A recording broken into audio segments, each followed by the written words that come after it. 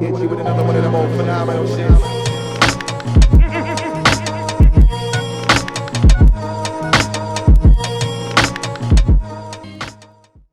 Hello everyone, welcome back to Undrlvld. My name is Chris. I appreciate you all being here and for the continued support. Just want to quickly remind all of you that our 4th giveaway for reaching 500 subscribers is going on right now. So if you check the description down below or that pinned comment, you'll find a link to Gleam. You go to Gleam, you do the stuff, and in about like 2.5 weeks or whatever, we'll give one of you Steam keys for Civilization Outward as well as Warhammer Vermintide 2. Also want to remind you that our Sky Raiders of Abrax news update videos will continue next week. And I believe next week as well, you'll be getting the final video of our Warlock Patron series.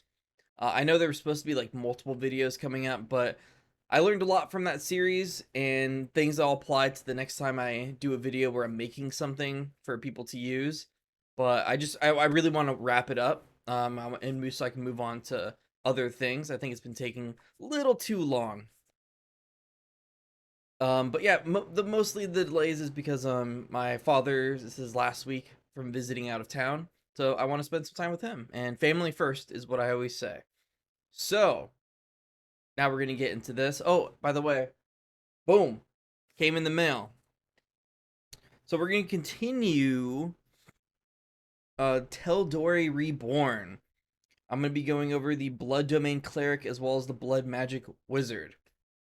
We'll also go over some general information surrounding the subclasses. Originally, I was thinking, do I want to continue doing little videos where I'm talking about things that might impact the Critical Role show? Or do I want to do some more traditional stuff like, class review or top 10, whatever? I decided to... I'm really interested in the Hemocraft, the blood magic stuff that's in this book. So I thought, why don't I go over those two classes and go over some of the little lore tidbits that are in the book regarding it. And then I'll go back to doing a Critical Role, more centric video related to Tal'Dorei Reborn. So let's start with the section Hemocraft. Hemocraft being the ability to use blood, be it your own or another's, to heal, hex, and even bend bodies to your will. Before we even get to the subclasses, the book reminds us that not everyone is going to be okay with the whole self-harm and removal of agency that can arise from using Hemocraft. So be sure during session 0, you run the concept of Hemocraft by everyone to make sure that you're not going to be triggering anyone, because that won't be fun. The next section goes over how you can flavor spells while you're using Hemocraft. Like using Cure Wounds, like the Cure Wounds will feature like lines of blood that's like knitting, stitching a wound closed, stuff like that, just how to flavor your spells. Which I am kind of disappointed that there's not like Hemocraft centric spells in the book. I feel like that's a huge missed opportunity, especially since Explorer's Guide to Wildmount has their like Dunamancy, Chronomancy spells in it. But hopefully, maybe we'll get a supplement in the future from them with Hemocraft spells. The next two sections basically go over what you should do if a player using Hemocraft doesn't have blood, and what you should do if the enemy does not have blood. To sum it up, if the player doesn't have blood, simply reflavor Hemocraft to draw on some other source of life force. If the enemy doesn't, then perhaps the enemy will have like advantage on saving throws against Hemocraft or whatever. Pretty much it's saying to kind of rule in favor of the player, but that doesn't necessarily mean that there won't be drawbacks to using a Hemocraft spell against someone that doesn't have blood. Yeah, basically be creative to not allow the players using Hemocraft to be useless in that encounter, but also provide a sense of difficulty. That about all sums it up. But now onto the subclasses.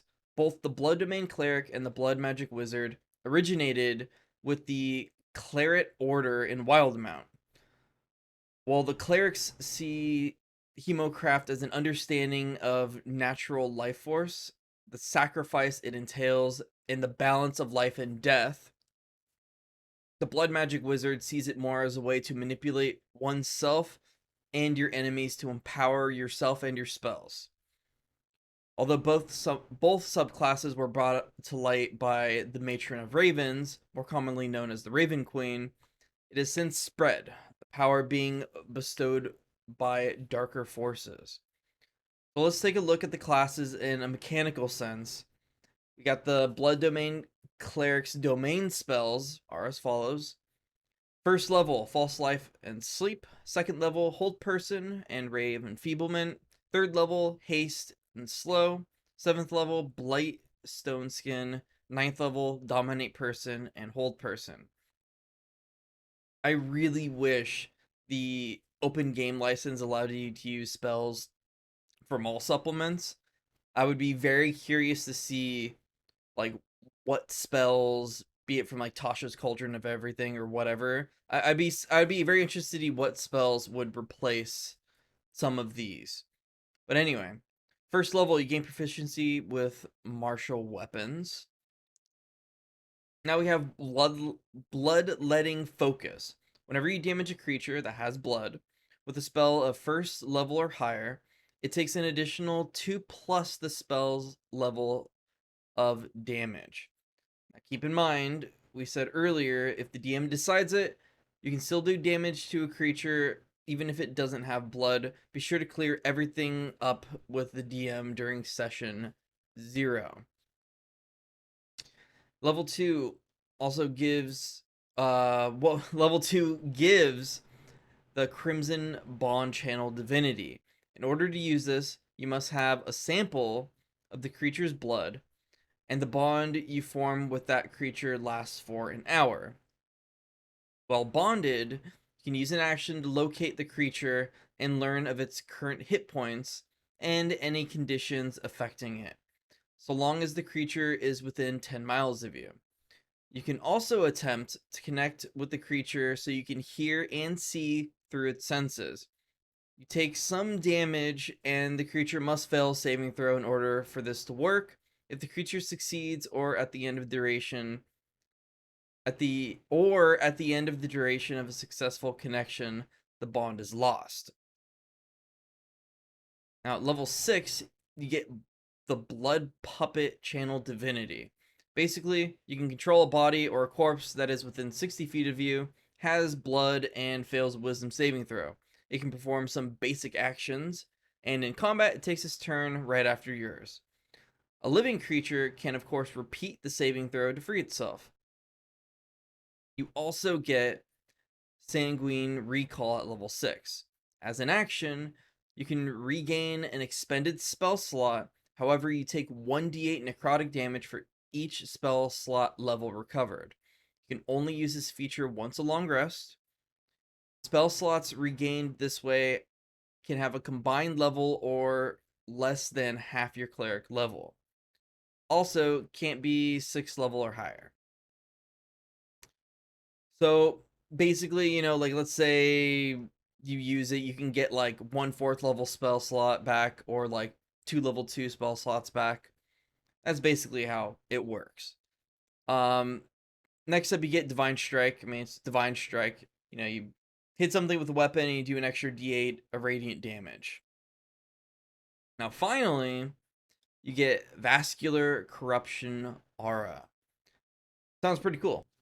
It is an action, and for 1 minute, any hostile creature with blood that moves within 30 feet of you for the first time or starts its turn there takes 3d6 damage. If a hostile creature gets healing while in your aura, it only heals by half. You can only use this once a long rest. Now, that all sounds cool. That sounds like a lot of fun. As you can see, I'm kind of paraphrasing what the subclass features do, and either here or there or somewhere, I'll be popping up the information. So if you guys want, you can pause it, read it for yourself to get the exact details. But I I get kind of bored when I'm watching YouTube videos and it's someone that's literally just reading everything word for word. Like, I would rather just kind of get the gist of what the things do, and then, if I'm interested, I go check it out for myself. Because chances are, they bring it up on screen anyway. Now, next we move to the Blood Magic Wizards subclass features. Blood channeling is what you get at 2nd level.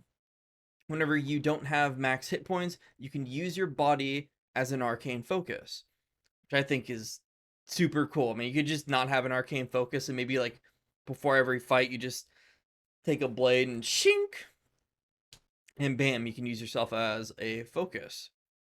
Also, when you cast a spell that requires a costly component, you can instead choose to take a d10 necrotic damage per 50 gold of value that component costs.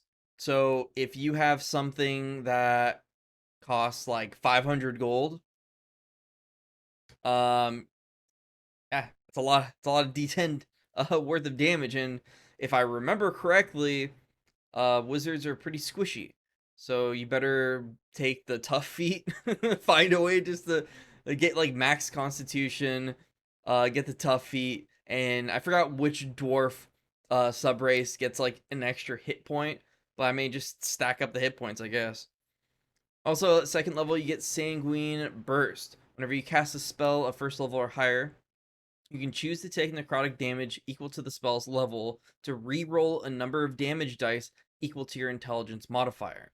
That is super cool, because I tend to really low on like everything when I'm using like a virtual tabletop. So being able to re-roll some of those damage dice would be awesome. 6th level, you get Bond of Mutual Suffering. When you are hit by an attack, you can use a reaction to have the enemy take the same amount of damage as you. This cannot be used against constructs or undead. This is once a short or long rest. Now, on paper, this seems very, very, very powerful. But if I understand correctly, like if you have, let's say, 50 hit points and you take 100 points of damage, I've seen at tables where the DM would only consider you to take 50 points of damage because that brings you to 0 and the rest doesn't carry over. So yeah, you would, but at that point you wouldn't be able to really use the reaction. So let's say you had 51, right? Actually, I don't know where I was going with that. But this seems kind of powerful, but you're a squishy boy anyway. So maybe that's where Matt was coming from with the balance for this, is like, it's not like you're going to throw yourself in front of something just so you can like reflect it onto an enemy. Me personally, I usually weigh fun over balance, not by too much, but that's just me. Next up, we got Glyph of Hemorrhaging at level 10. Curse a creature you damage for 10 minutes. Cannot be an undead or construct, and it is only once a short or long rest. Whenever the creature is hit by an attack, it takes an extra d6 damage. At the end of its turn, it can make a Constitution saving throw to free itself. I like that whole sense of cursing and like hexing and stuff like that. I've always liked the concept of being able to do that to enemies. I feel like they're like, in a campaign I'm playing the witch class for Mage Hand Press. I got it from the Vault of Spire of Secrets, and that class has a lot to do with like debuffing and cursing things, and I really like that concept. So anything that gives me the ability to like screw over the enemy, I'm all for that. And finally, we got Thicker Than Water at level 14.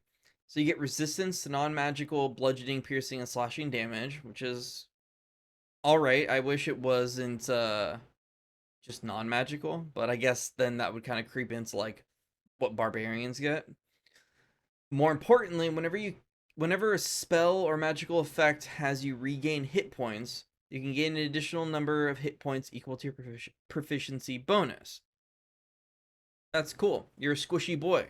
You're gonna need to get healed a little bit more effectively. So I like that a lot.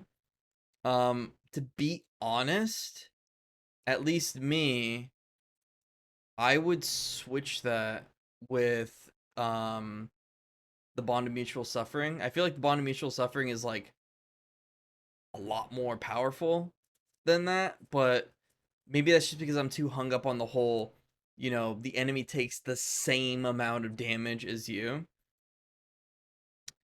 Also, while we're on the subject of Hemocraft, I wanted to bring to your attention a new feat found in this supplement. It's called Vital Sacrifice.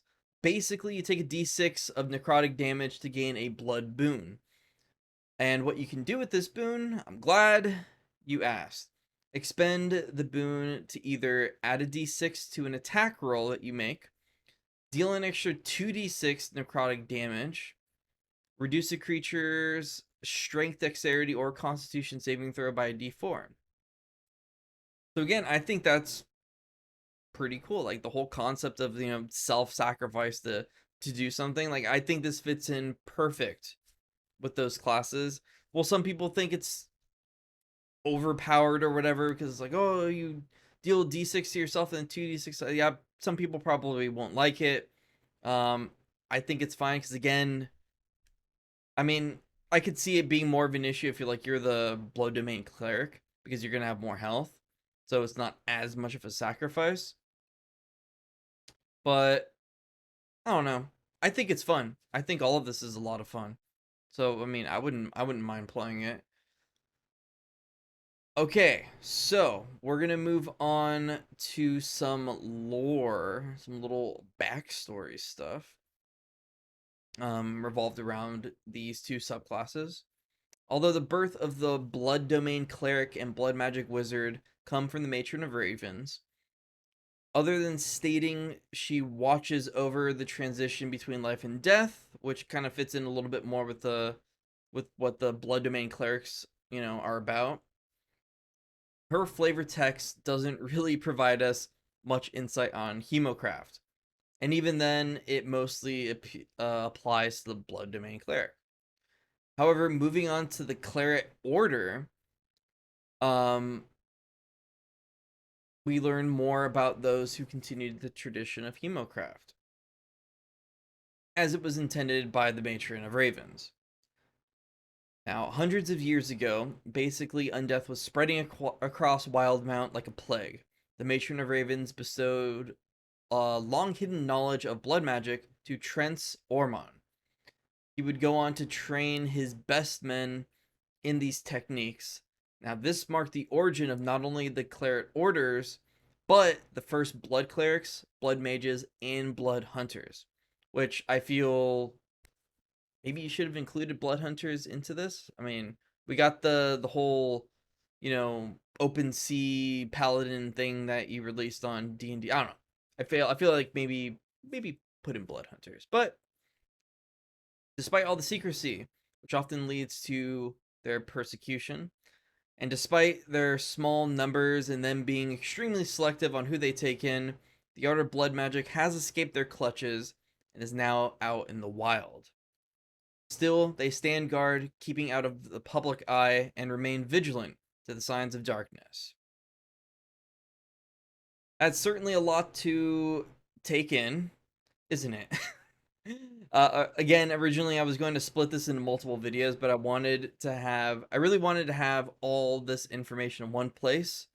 But what do you think? In the future, if I have the choice, split it or keep it in one video, what do you guys think I should do? Me personally, I like having everything in one place. Now I know, that makes me a bad YouTuber because, you got to split everything up and get all the views and all the clicks and stuff like that. That's probably why I'll never be a good YouTuber. But yeah, like I've always said, I mean, if a video gets like 10 views, I'm still happy that 10 people watched it. So, what do you guys think? What should I do? But now, in the next Tal'Dorei Reborn video, I'll be going over some information that I think might be important to Laudna from Critical Role Campaign 3. And as some of you know, Laudna is by far my favorite character, and I know she's a fan favorite to a lot of people. And I think I found some stuff that might impact her progression through campaign 3. So yeah, I think that might be a lot of fun. That'll probably come like tomorrow or Saturday, but chances are tomorrow. Now, if you want more Tal'Dorei Reborn content, what would you guys like to see? Would you rather see more stuff that's, related to the Critical Role show, or would you rather see more traditional stuff like, class videos and reviews and, stuff like that? But yeah, be sure to let me know, or even if you want like a stream, so I can just have the book right here, bam, and you guys can just ask me questions and I'll go through the book with you. I'm completely fine doing that as well. But yeah, just let me know. And thank you again for your time. Thank you again for the support, and I'll catch you in the next one.